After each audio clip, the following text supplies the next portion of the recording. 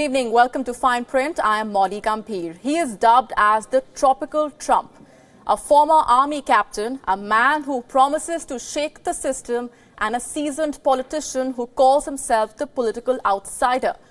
Brazil's new president, Jair Bolsonaro, invokes extreme emotions among Brazilians.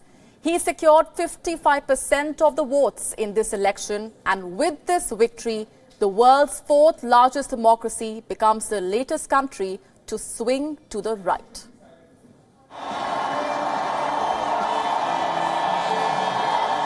Thousands of Brazilians celebrating their new president. Scenes outside Jair Bolsonaro's home in Rio de Janeiro, a testimony to his popularity.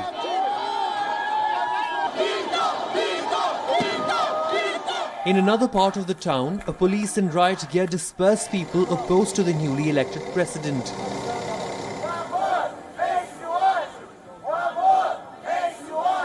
Jair Bolsonaro is a highly divisive figure, and these scenes are a witness of the extreme emotions he invokes. Bolsonaro promises to work for all. Faço de vocês minhas testemunhas de que esse governo será defensor da Constituição, da democracia e da liberdade. Isso é uma promessa, não de partido. Não é a palavra vã de homem, é juramento a Deus. But he has had a colorful past.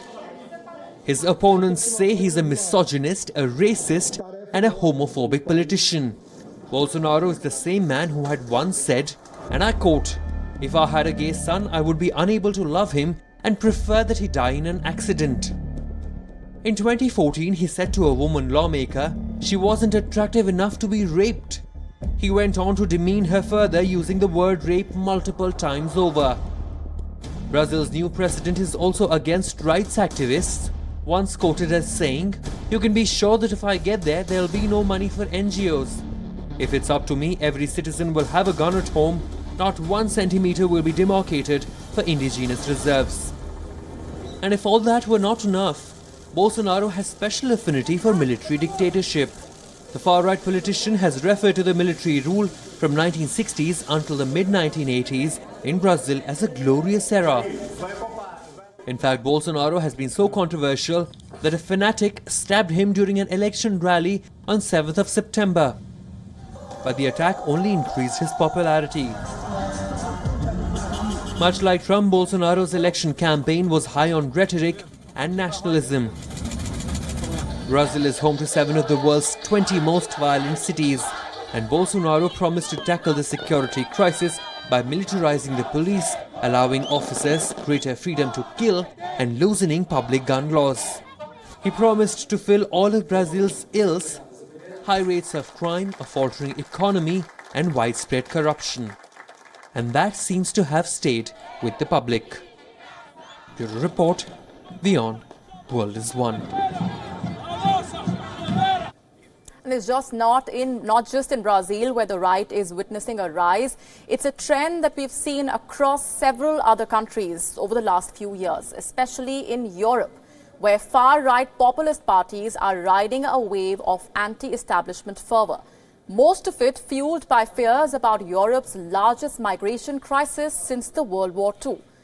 If you chart out the countries which are turning right, this is how the map looks. We begin with Donald Trump's triumphant election campaign in the United States in 2016.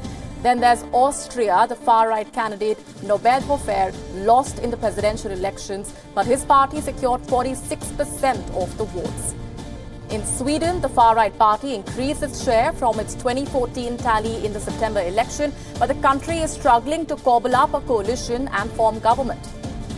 Matteo Salvini, the current Interior Minister of Italy, is a far-right politician. When elections threw up an inconclusive result in June this year, he became the kingmaker. His party, which finished third, joined hands with the anti-establishment Five-Star Movement.